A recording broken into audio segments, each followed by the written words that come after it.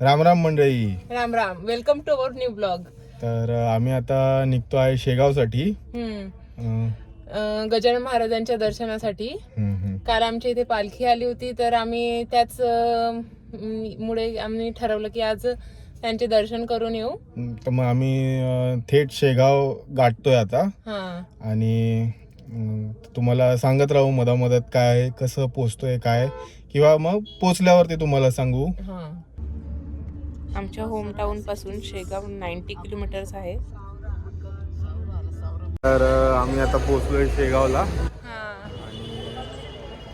आता मंदिरामध्ये प्रवेश करतोय. दर्शनासाठी किती रांग आहे काय रांग आहे आता आम्ही बघतो. आता हे आहे पार्किंग, त्यांना थोडंसं पार्किंग दाखवून दे. छान व्यवस्था आहे इथे, म्हणजे सर्व ठिकाणी सेन्सर्स लागले आहेत, किती काय कसं पार्क म्हणजे गाड्या बसतात. म्हणजे इकडे लेन वाईज असे आहेत. इकडे ए बी सी. आता आम्ही के लेन मध्ये लावलेली आहे गाडी, आणि लेनच्या बाहेरच असा बोर्ड लावलेला असतो जिथे नंबर ऑफ व्हेकल्सची कॅपॅसिटी असते आणि किती वेकंट जागा आहे की किती 2, 3, 4, 10 किती लावू शकतो त्याची पण बाहेरच तुम्हाला समजून जाईल. सो ही व्यवस्था खूप चांगली आहे इकडची आणि वातावरण तर खूप छान आहे.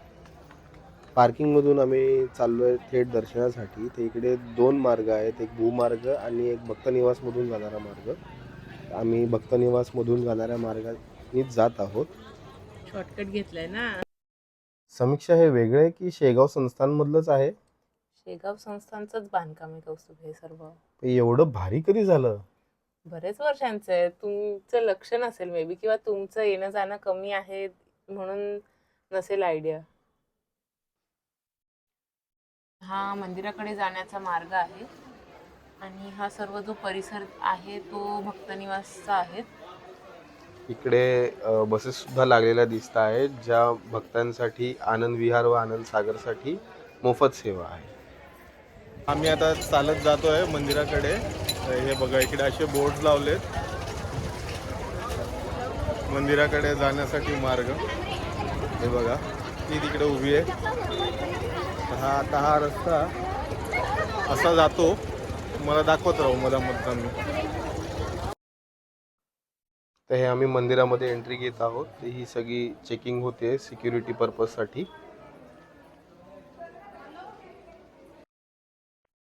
इथे भाविकांसाठी निशुल्क असे चप्पल स्टँड सुद्धा शेगावच्या संस्थांनी करून ठेवले आहे, ते सुद्धा वेल ऑर्गनाइज्ड.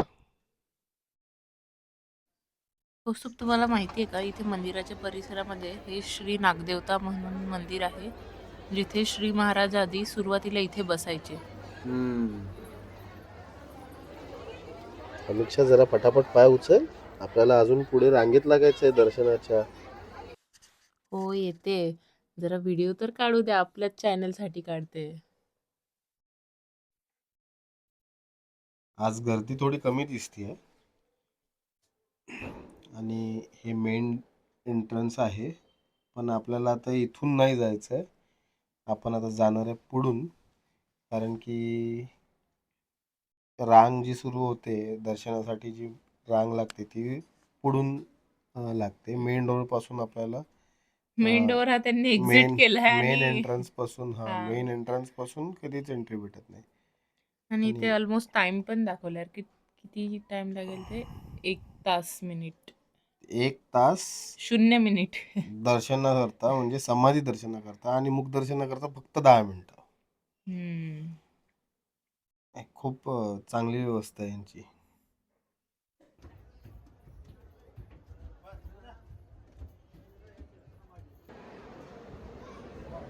मेन गाभाऱ्यामध्ये तर इथे मोबाईल कॅमेरा फोन अलाउ नाही आहे.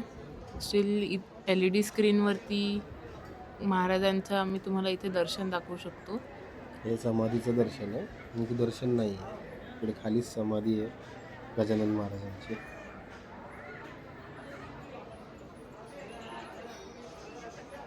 एक तास वेळ लागेल. 1 तास सांगितलं आहे. खूप गर्दी आहे. पण 1 तास म्हणजे कमी झालं तसं. तसं ओव्हरऑल कमी आहे. आम्हाला वाटलं सॅटर्डे संडेमुळे जास्त गर्दी असेल. मी तर 3 तासाचा अंदाज धरून आलो. 1 तास म्हणजे काहीच.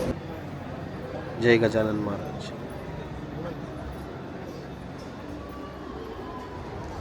समीक्षा, हा मंदिराचा परिसर बघ, सुंदर दिसतोय ना. म्हणजे काय कसं बनवलं असेल त्यांनी, काय केलं असेल, तिथली वाईबच वेगळी आहे. खूप छान वाटतं. आणि आपण रांगेत सतत गजानन महाराजांचं नामस्मरण करतोय, त्यामुळे अजूनच असं भक्तिमय वाटतंय. तेच कधी 1 तास गेला कळलंच नाही.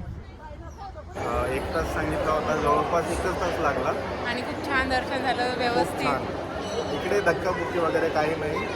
खूप बाकी ठिकाणी होतं. इथं शांततेत नियमात चालतं सर्व. इकडचे नियम आणि शिस्त म्हणजे कडक.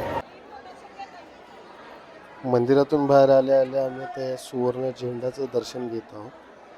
हा सुवर्ण झेंडा सुद्धा महत्त्वाचा आहे शेगावच्या मंदिरामध्ये. हा लांब असा पूर्ण झेंडा आहे. तसेच इथे झेंड्याच्या बाजूला एक छोटूसा काच आहे, जिथून आपण महाराजांची समाधीचे दर्शन घेऊ शकतो.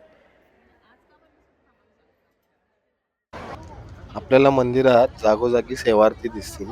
हे सेवार्थी कोणी नसून भक्तच आहेत आणि हे स्वतःच्या कामातून वेळ काढून इकडे निशुल्क अशी सेवा करायला येतात. किती छान ना. हो.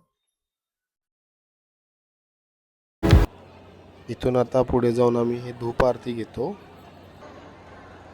आणि तसेच तीर्थ आणि प्रसाद सुद्धा. आता आम्ही वळतोय सध्या प्रसादाकडे. तर इथे आल्यावर श्रींचा महाप्रसाद नक्कीच घेतला पाहिजे. महाप्रसादासाठी आम्ही आता रांगेत लागत आहोत. यार किती गर्दी आहे कौस्तुभ. दर्शनापेक्षा जास्त रांग ते इकडे दिसत आहे. एवढा वेळ सर्व एक एक लाईन पार करत जायला किती टाइम लागेल. आता काय करणार. चला बाबा, खालचा हॉल तरी क्लिअर झाला, ऍटलिस्ट वर जातोय. शिट, वर पण लाईन आहे यार. फायनली आमची प्रतीक्षा संपलेली आहे. डाळ भात, पिठलं,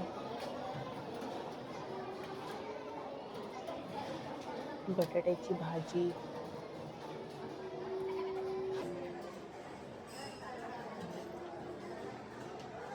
अहो एवढं सर्व बघू नका ना, भूक वाढत चालली आहे. स्वीट पण आलं, स्वीट, हा, चपाती. चला आता पटापट आम्ही महाप्रसादाला सुरुवात करतो. आणि ताटामधलं काहीच ठेवायचं नाही, सगळं खाऊन घ्यायचं. हो हो. तर महाप्रसाद घेऊन आम्ही आता बाहेर निघालो आहे. आणि जेवण अप्रतिम होतं, तेवढंच चविष्ट सुद्धा. कौस्तुभ, इथे टाळ वगैरे कशाचा तरी आवाज येतो, असं भजन वगैरे तिथे सुरू आहे. जाऊन बघायचं का तिथे? चला चला बघूया.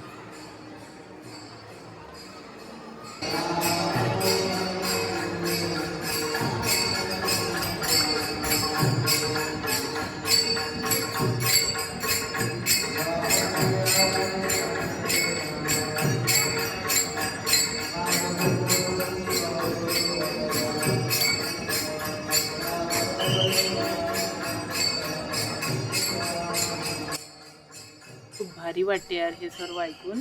एकदम असं पॉझिटिव्ह वाईब्स फिलिंग येते. सकारात्मक ऊर्जा.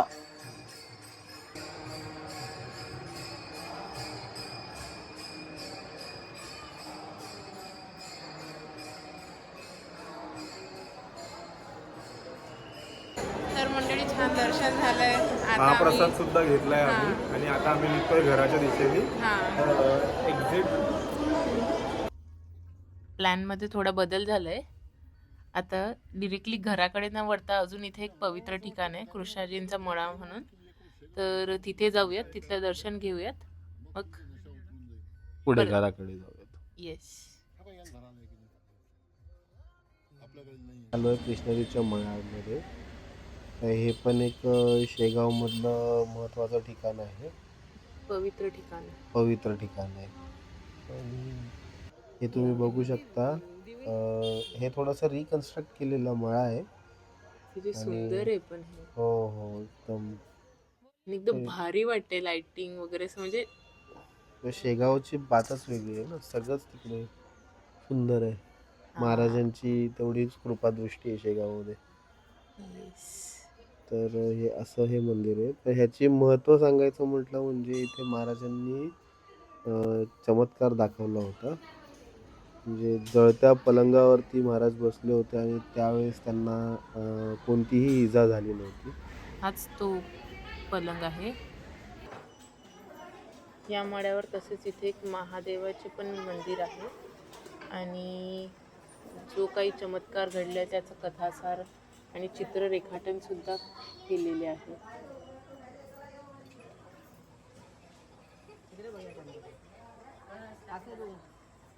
चला तर पुढचा ब्लॉग नक्की बघा आणि याला लाईक शेअर सबस्क्राईब कमेंट पण करा. हां चलो बाय.